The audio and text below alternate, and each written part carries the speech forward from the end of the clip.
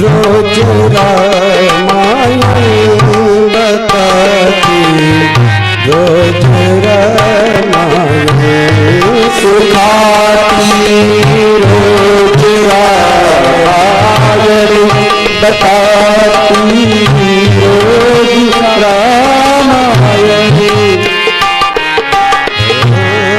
सिखाती, रोज रामायण बताती, रोज रामायण सिखाती, रोज रामायण बताती, रोज रामायण हमें सुबह आचरण करना सिखाती, रोज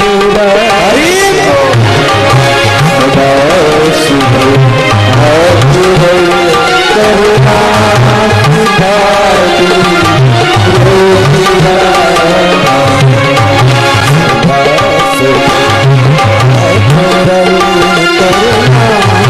सिखाती, रोज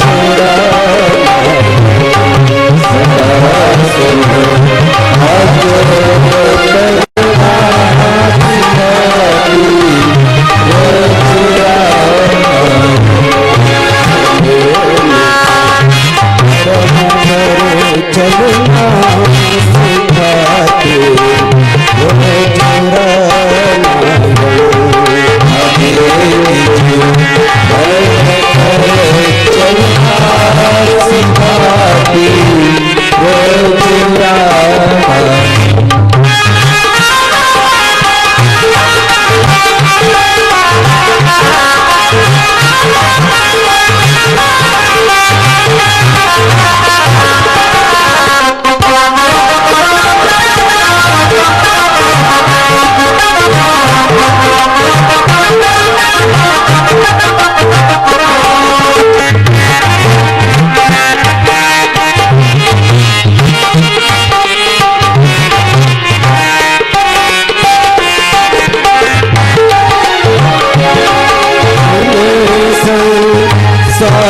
सागर से उतर कर पार जाना, सागर से उतर कर पार जाना,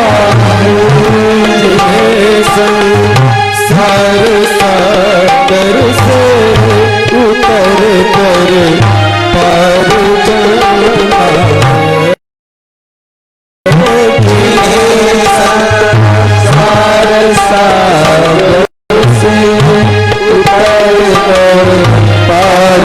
जाना,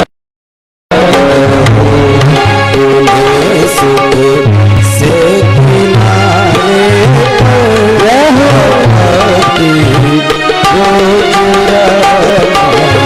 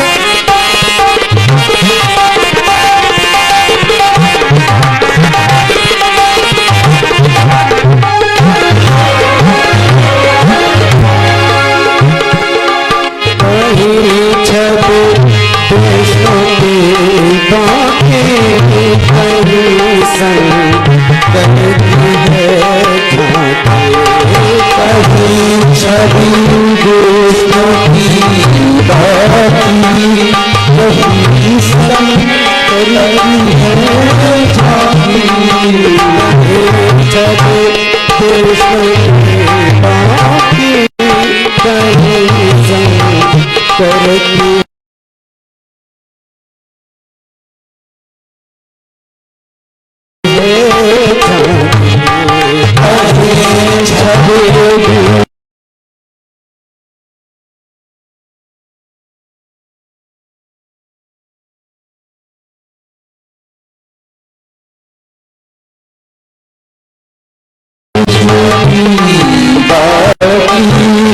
कहीं सम करती है झांकी।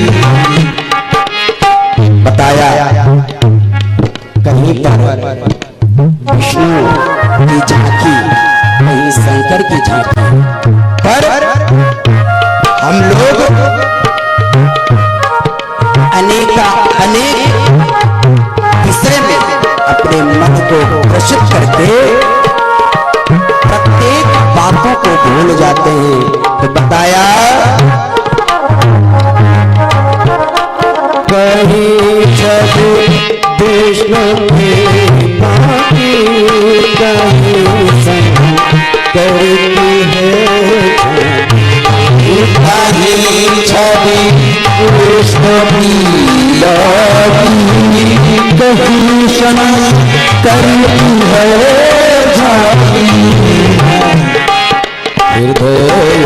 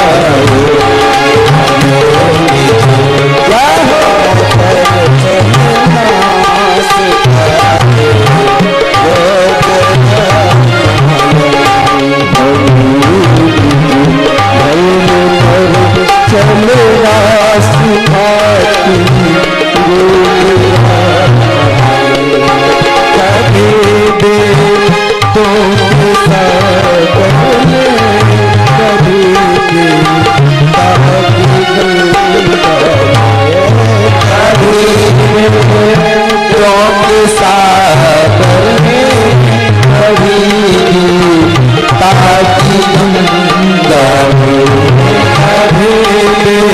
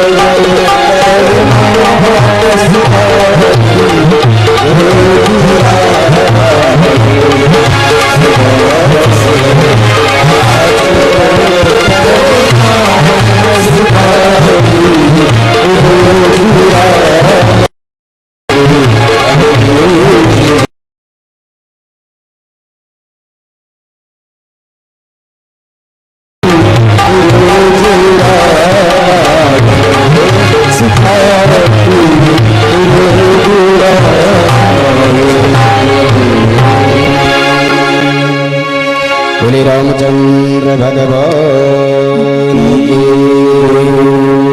बोले गोस्वामी तुलसीदास जी महाराज की। इस प्रकार हम सभी भक्तों को सही मार्ग पर चलने का मार्ग सिखाती है रामायण, रामचरितमानस, जो गोस्वामी तुलसीदास जी महाराज के द्वारा प्रभु की कृपा से जो हम सभी के बीच आज उपस्थित है। इस रामचरित्र मानस रूपी सरोवर में स्नान करने मात्र से ही हम लोगों को भव सागर से पार जाने का मार्ग मिल जाता है और जीवन के सभी प्रकार के अवगुण समाप्त हो जाते हैं। सभी प्रकार का दोष हम सभी के हृदय से समाप्त हो जाता है। हम सभी का हृदय अत्यंत पवित्र हो जाता है सिर्फ कथा रूपी अमृत का पान करने मात्र से। कल हम सभी भक्तों ने श्रवण किया, भगवान भोलेनाथ जी महाराज राम कथा श्रवण करने के लिए मलयाचल पर्वत पर जहां महाराज अगस्त जी तपस्या कर रहे थे, अगस्त जी अपनी कुटी बना करके भगवान का भजन कर रहे थे, उस स्थान पर भगवान भोलेनाथ जी सती जी को साथ में लेकर के गए और भगवान भोलेनाथ जी ने बड़े प्रेम श्रद्धा भक्ति के साथ भगवान की कथा को श्रवण किया। परंतु माता सती ने भगवान के कथा को सच्चे हृदय से श्रवण नहीं किया, जिसका कारण कि भगवान भोलेनाथ जी का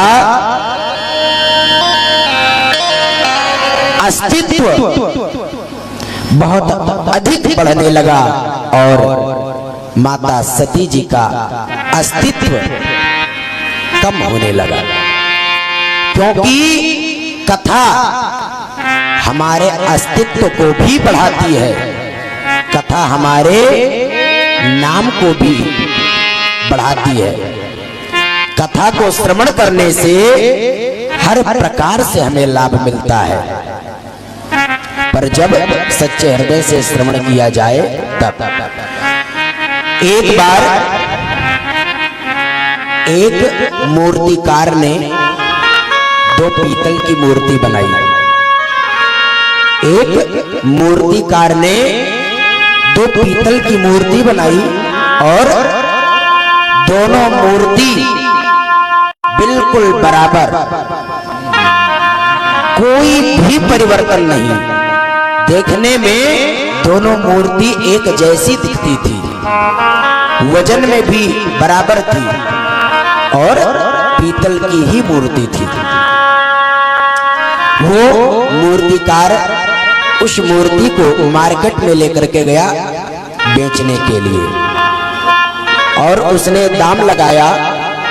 मूर्तिकार ने कहा एक मूर्ति 100 रुपए की, दूसरी मूर्ति 1 लाख की। अब लोगों की भीड़ जमा होने लगी मूर्ति खरीदने के लिए, पर दाम सुनकर सबको आश्चर्य होता था कि बिल्कुल बराबर की मूर्ति और एक का दाम 100 रुपया, दूसरे का दाम 1 लाख। आखिर इस मूर्ति में ऐसा क्या छिपा है जिससे इसका महत्व इतना बढ़ा हुआ है? मूर्तिकार से पूछा लोगों ने कि भैया इस मूर्ति में आपने ऐसा क्या लगा दिया है, क्या सोना चांदी मिला हुआ है क्या? उसने कहा नहीं भैया, शुद्ध पीतल की है, इसमें 1% भी हमने सोना चांदी नहीं लगाया है। तो कहा दूसरी वाली? बोले वो भी शुद्ध पीतल की है। बोले तो फिर इतना परिवर्तन कैसे? एक मूर्ति 100 रुपए का दे रहे हो, दूसरी मूर्ति आप 1 लाख का दे रहे हो।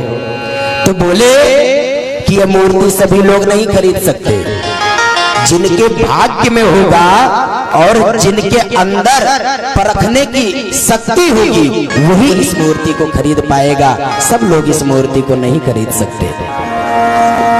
लोगों ने कहा कि आखिर क्या परख होना चाहिए? तब तक एक महात्मा जी पहुंचे जो भगवान के सच्चे भक्त थे। वो पहुंचे, उन्होंने दोनों मूर्ति को देखा और दोनों मूर्ति के दाम को सुना। सुनने के बाद कहा मूर्तिकार से कि भैया जो प्रथम मूर्ति है उसका आपने क्या दाम रखा है? तो कहा 100 रुपया। कहा दूसरे वाले मूर्ति का? बोले 1 लाख।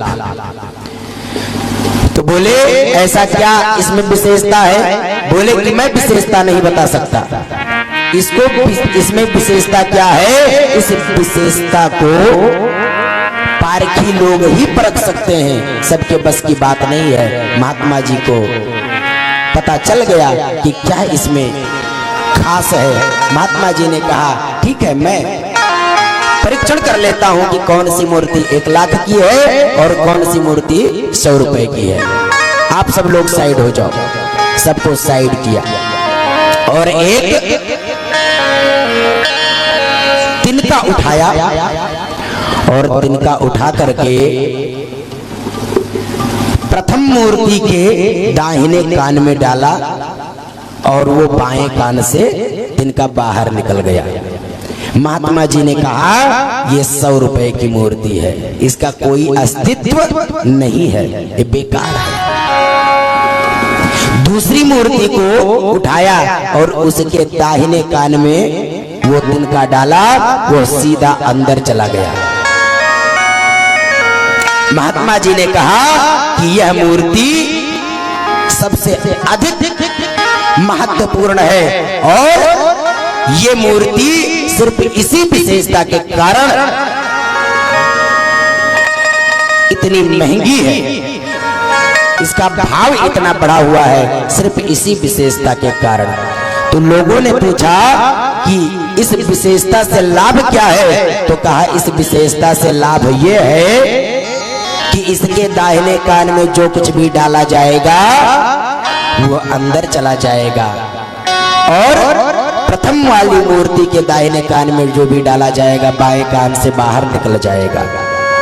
अर्थात हम इस पृथ्वी पे जितने मानव हैं सब पीतल की मूर्ति हैं। पृथ्वी पे जितने भी मानव हैं वह सब पीतल की मूर्ति हैं। पर जो भगवान की कथा श्रवण करके अपने हृदय में बैठाते हैं उनका भाव भगवान के दृष्टि में बहुत बढ़ जाता है, भक्तों की दृष्टि में बहुत बढ़ जाता है, संतों के दृष्टि में बहुत बढ़ जाता है। और जो दाहिने कान से सुनकर बाएं कान से निकाल देते हैं कथा प्रवचन के शब्दों को, उनका भाव ना तो भगवान के ही दृष्टि में होता है और ना ही सांसारिक लोगों की ही दृष्टि में होता है। उनका अस्तित्व कहीं पर नहीं रहता। इसी प्रकार बताया गया हम लोगों को कथा में पहुंचने पर क्या करना चाहिए, तो कहा कथा में पहुंच करके 1 लाख वाली मूर्ति बनने की कोशिश करना चाहिए कि दाहिने कान से सुनकर अपने अंदर ले जाए, बाहर ना निकाले। यदि बाहर निकाल देंगे तो आपको कुछ लाभ नहीं मिलेगा। तो बताया भगवान भोलेनाथ जी महाराज ने भी कथा को श्रवण किया और श्रवण करके उन्होंने अपने हृदय में उस कथा को बैठा दी। पर माता सती जी ने कथा को श्रवण नहीं किया। उसका परिणाम क्या निकला, जब भगवान भोलेनाथ जी महाराज माता सती जी को लेकर के वापस हुए और रास्ते में पहुंचे तो रास्ते में दंडकारण्य वन में भगवान पहुंचते हैं तो देखा राम जी और लक्ष्मण जी वनवासियों के वेश में सीता माता की खोज में इधर उधर भ्रमण कर रहे हैं, इधर उधर जा रहे हैं। गोस्वामी तुलसीदास जी महाराज बड़ा सुंदर भाव देते हैं।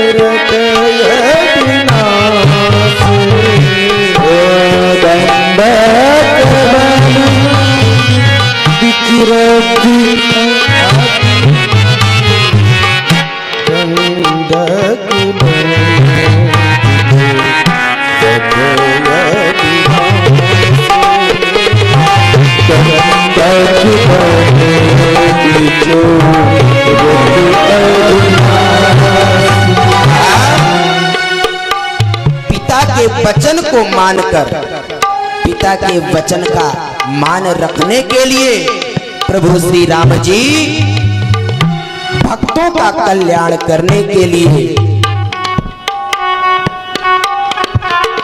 इस दंडकारण्य वन में भटक रहे हैं, भ्रमण कर रहे हैं। कहा ऐसे प्रभु श्री राम जी जो जगत के मालिक हैं, जिनकी भगवान भोलेनाथ जी भी स्वयं पूजा करते हैं, ऐसे प्रभु श्री राम जी को जब माता सती जी ने देखा तो माता सती जी के मन में संशय हुआ। क्यों? क्योंकि भगवान भोलेनाथ जी राम जी को देखकर प्रणाम करते हैं। राम जी को देख करके भगवान भोलेनाथ जी मन ही मन प्रणाम किए, सामने नहीं गए। क्यों? क्योंकि भगवान श्री राम जी अपनी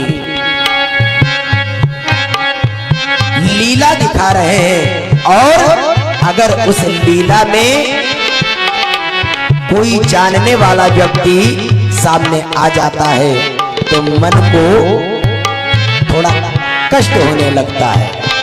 इसलिए भगवान भोलेनाथ जी सामने नहीं गए और दूर से ही प्रणाम किया।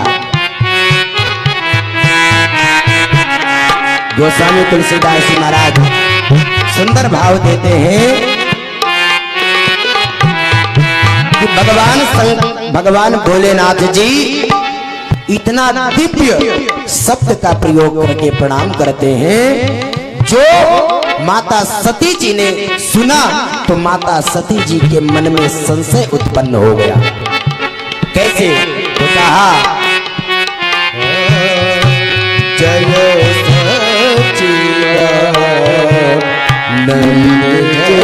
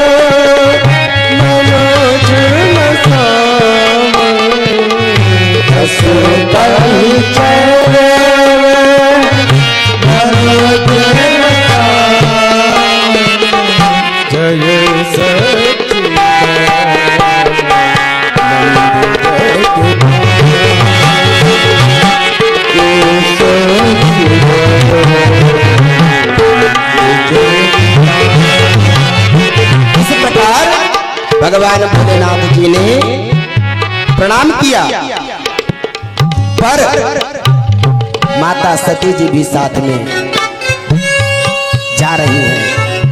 माता सती जी ने देखा तो माता सती जी के मन में संशय उत्पन्न हुआ, और उस संशय को बहुत प्रयत्न किया प्रभु भोलेनाथ जी ने दूर करने का, परंतु माता सती जी का संशय भगवान के कहने पर दूर नहीं हुआ। माता सती जी कहती हैं, हे प्रभु, आप एक साधारण मनुष्य को प्रणाम कर रहे हो, जो अयोध्या के राजा महाराज दशरथ जी के पुत्र हैं, अपने पत्नी के वियोग में इधर उधर रुदन कर रहे हैं, उनको आप प्रणाम करते हैं? ये बात मुझे हजम नहीं होती। आप ऐसे साधारण मानव को प्रणाम करने लग जाएंगे तो आपका अस्तित्व क्या रह जाएगा?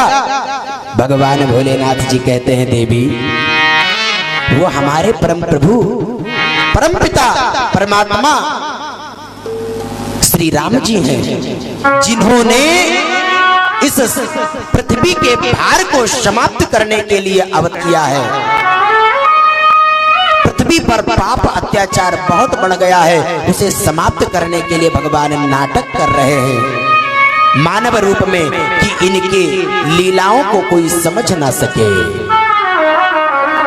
क्योंकि एक बार भगवान भोलेनाथ जी ने राम जी से कहा कि प्रभु आप कोई भी स्वरूप लेकर के पृथ्वी पर आ जाओ, पर मैं आपको सबसे पहले आपका दर्शन करूंगा।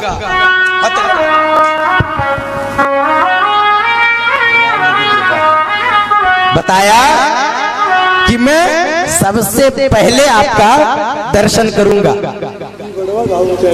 और जो भी भगवान का अवतार हुआ तो सबसे पहले भोलेनाथ जी ने दर्शन तो किया, परंतु भगवान श्री राम ने कहा कि मैं एक ऐसा अवतार लेकर के आऊंगा जिस अवतार में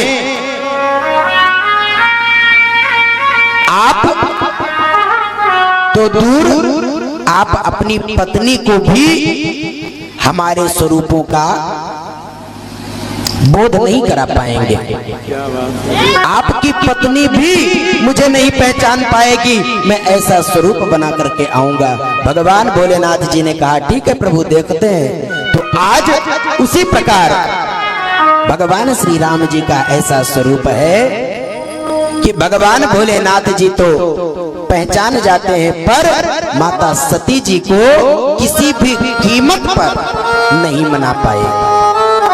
माता सती जी इस स्वरूप को देखकर नहीं मान रही हैं, उनके मन में संशय बना ही है।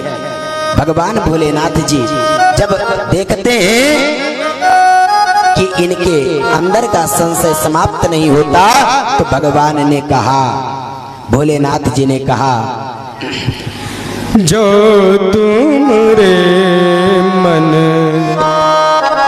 अति सन देहु, तुम्हारे मन अति सन देहु, तो किन जाई परीक्षा लेहु, तो किन जाई परीक्षा लेहु, जो तुमरे मन अति सन देहु, जो तुमरे अति सन देहु। भगवान भोलेनाथ जी कहते हैं, देवी सती, अगर आपको मेरे बातों पर भरोसा नहीं होता, विश्वास नहीं होता, तो आप जा करके परीक्षण कर लो, परीक्षा ले लो, आपको पता चल जाएगा परीक्षा करने पर। भगवान भोलेनाथ जी ने कहा, जाओ, अगर आपके मन में संदेह है तो जा करके आप परीक्षा लो।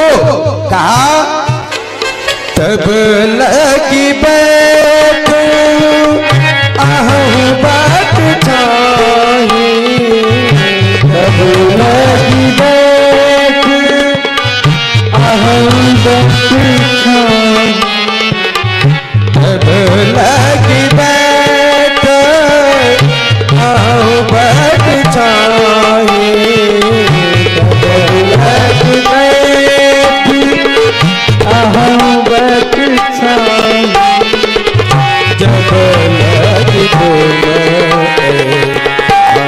नहीं पाए, जय सिया राम, जय सिया राम, जय सिया राम, जय सिया राम। भगवान ने कहा, देवी तुम जाओ, और जब तक तुम परीक्षा लेकर नहीं आओगी तब तक मैं इसी बट वृक्ष के नीचे बैठा रहूंगा। जब तुम परीक्षा लेकर के आ जाओगी तभी मैं इस बट वृक्ष के नीचे से हटूंगा। इस प्रकार माता सती जी ने जब बात को सुना तो भगवान ने कहा, एक बात ध्यान रखना,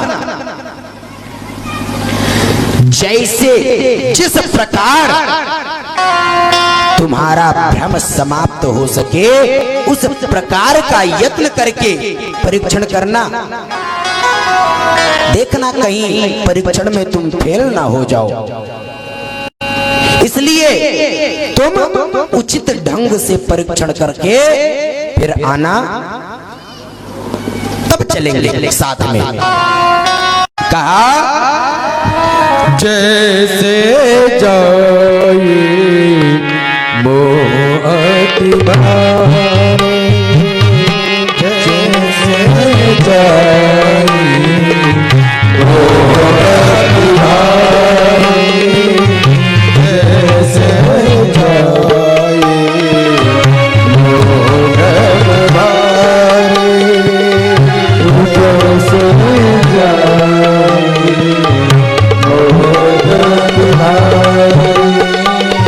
करहु सो जतन,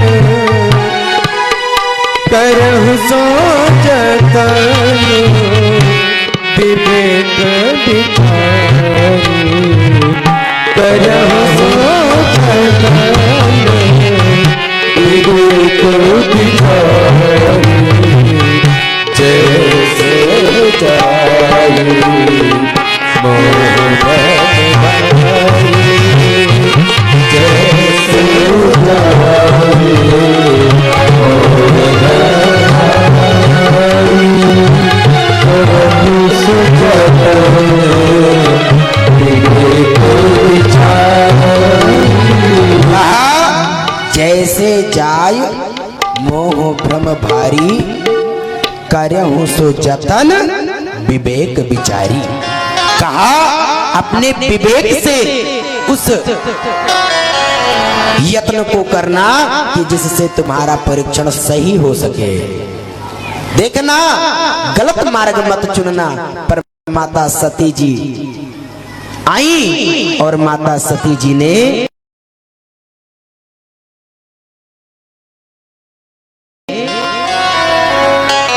परीक्षण के लिए सही मार्ग नहीं चुना। माता सती जी ने गलत मार्ग चुन लिया। गलत मार्ग कैसे चुना तो बताया, माता सती जी सीता जी का वेश बना लेती हैं और सीता जी का वेश बना करके राम जी के आगे आगे चलने लगी। सीता जी का वेश बना करके राम जी के आगे आगे चलने लगी। जब राम जी के आगे चलने लगी तो लक्ष्मण जी ने देखा और लक्ष्मण जी के मन में थोड़ा सा भाव आया कि ये तो माता सीता जी ही जा रही हैं। लक्ष्मण जी ने कहा, भैया वह देखो माता जी जा रही हैं। प्रभु श्री राम जी ने देखा तो कहा, ये सीता नहीं हो सकती। बोले क्यों? तो कहा, सीता को मैं जानता हूं, सीता जी के अंदर ऐसा प्रतिकूल संस्कार नहीं है कि वह अपने पति के आगे चले। सीता जी के अंदर ऐसा संस्कार है कि वह अपने पति के पीछे पीछे चलती हैं, अपने पति से आगे कभी नहीं चलती। और ये आगे आगे जा रही है, इसलिए ये सीता किसी भी कीमत पर हो ही नहीं सकती। तो कहा, तो भैया कौन है? तो कहा, ये सती जी हैं, सीता नहीं है, ये सती हैं। और सती जी आई हैं हमारा परीक्षण करने के लिए, पर चिंता करने की बात नहीं है, ये हमारा परीक्षण करने आई हैं। और मैं अभी इनको, इनके मन का जो संशय है उसे तत्क्षण ही दूर किए देता हूं। भगवान श्री राम जी सती जी के समीप पहुंचे और कहा, माता जी प्रणाम।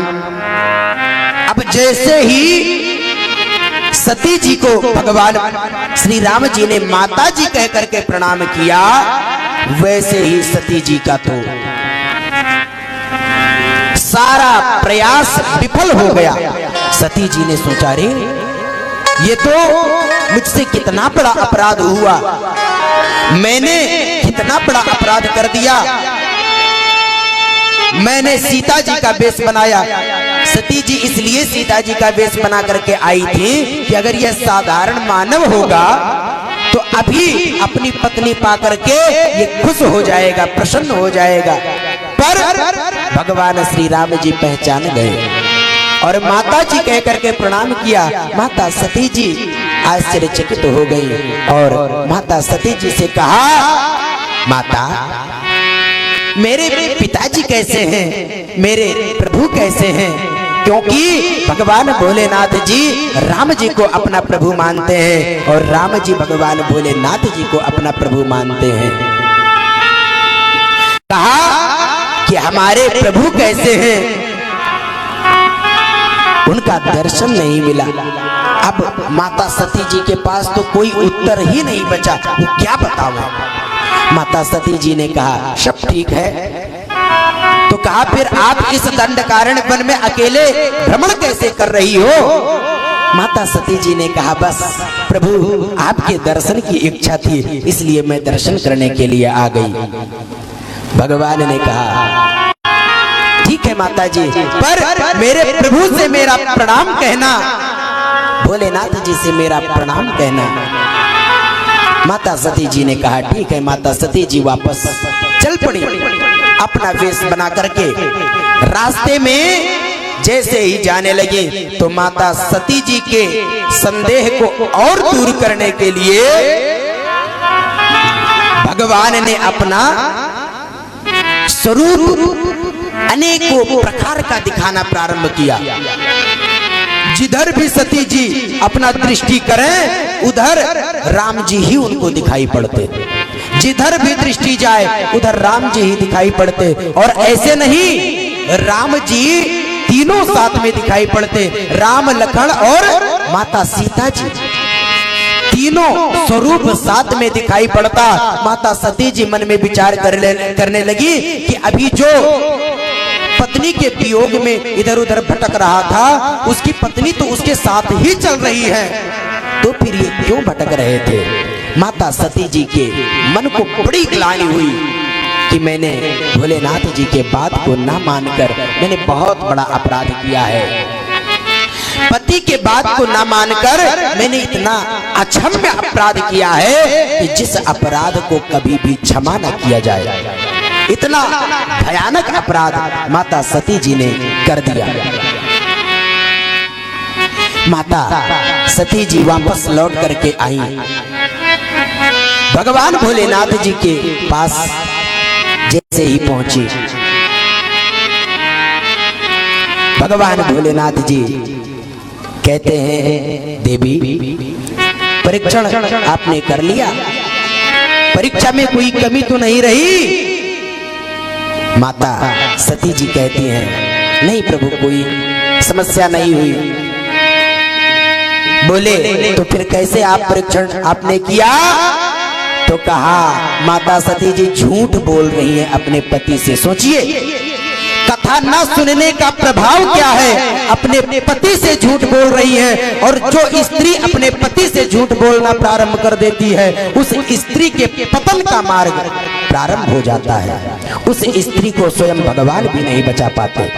ये हमारे शास्त्र पुराणों में बड़े बड़े महापुरुषों के द्वारा बताया गया है।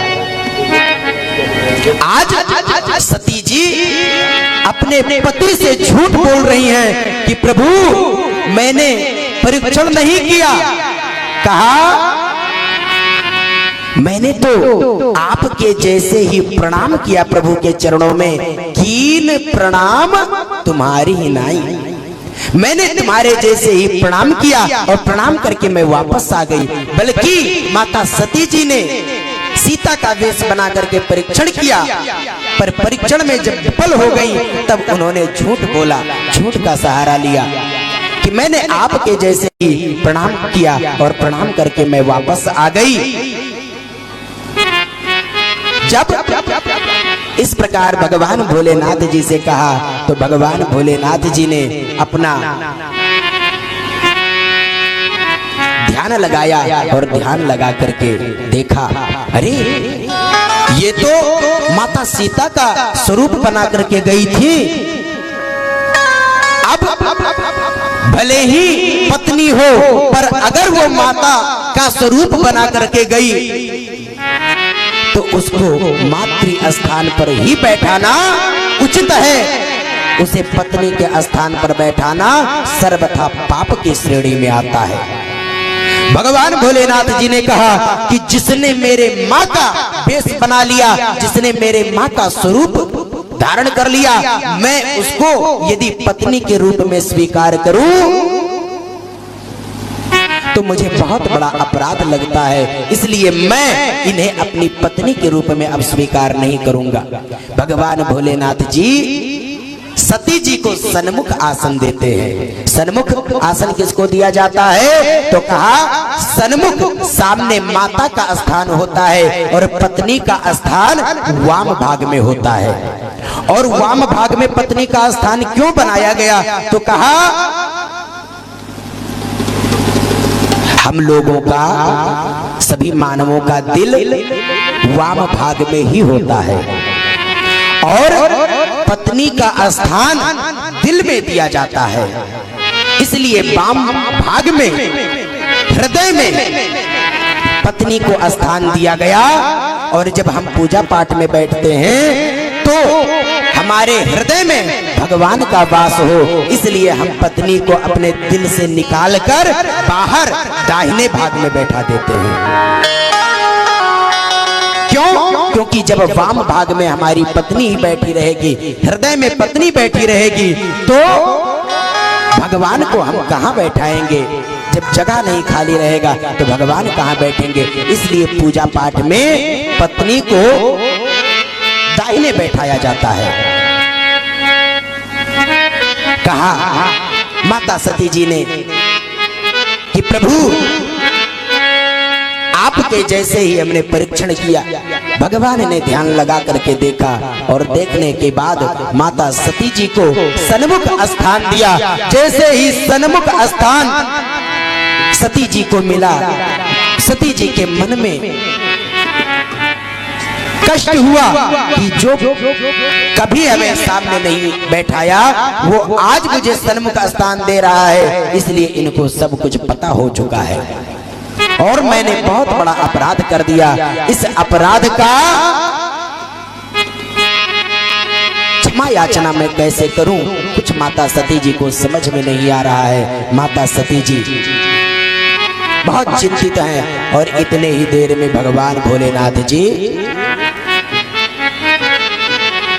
प्रभु श्री राम जी का ध्यान करते हुए और बहुत लंबी समाधि लगाकर बैठ गए। कुछ समय के तत्पश्चात भगवान भोलेनाथ जी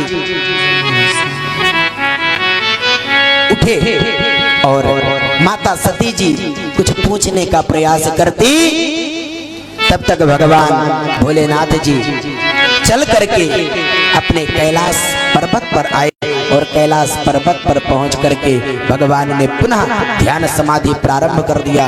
और जब ध्यान समाधि में पुनः भगवान भोलेनाथ जी बैठ गए, अब माता सती जी फिर कुछ नहीं पूछ पाई कि सामने मुझे स्थान क्यों दिया। इस बारे में सती जी नहीं पूछ पाई। अब प्रतीक्षा कर रही हैं कि कब भगवान ध्यान समाधि से उठेंगे। तब तक भगवत कृपा देखिए, ब्रह्मा जी ने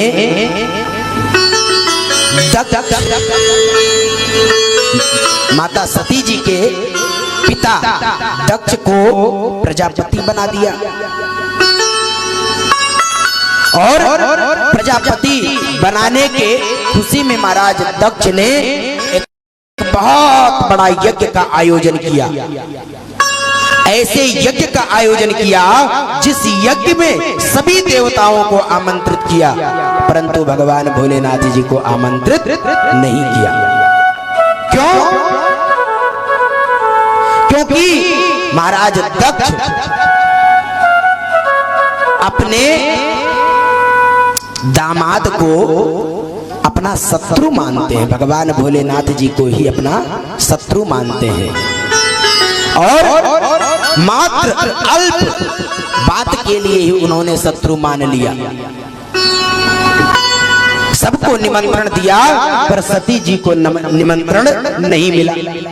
अब धीरे धीरे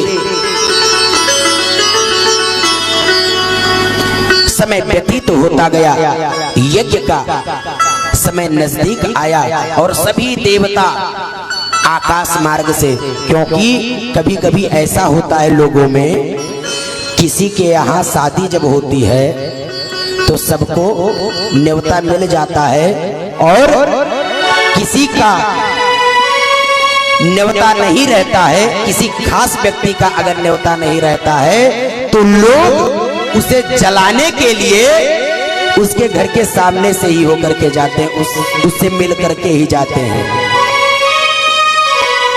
कि मैं इसके सामने जाऊंगा तो इसको जलन होगी।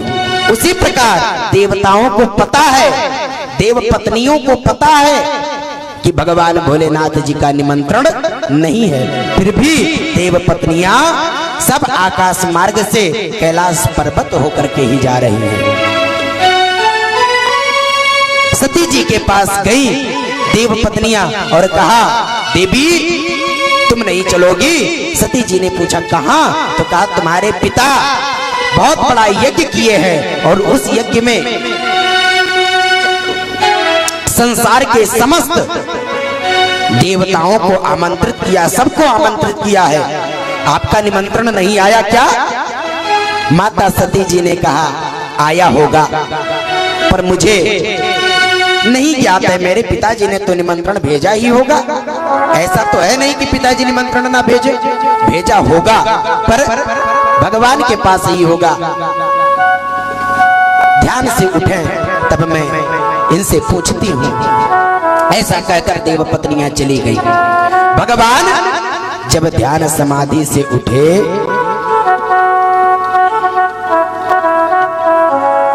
जैसे भगवान ध्यान समाधि से उठते हैं, राम नाम का दिव्य स्मरण करते हुए भगवान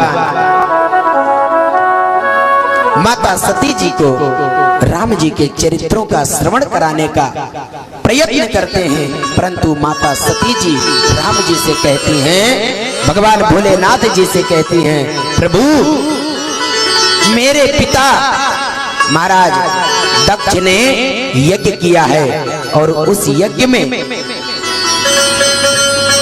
आप नहीं चलेंगे? भगवान भोलेनाथ जी ने कहा, देवी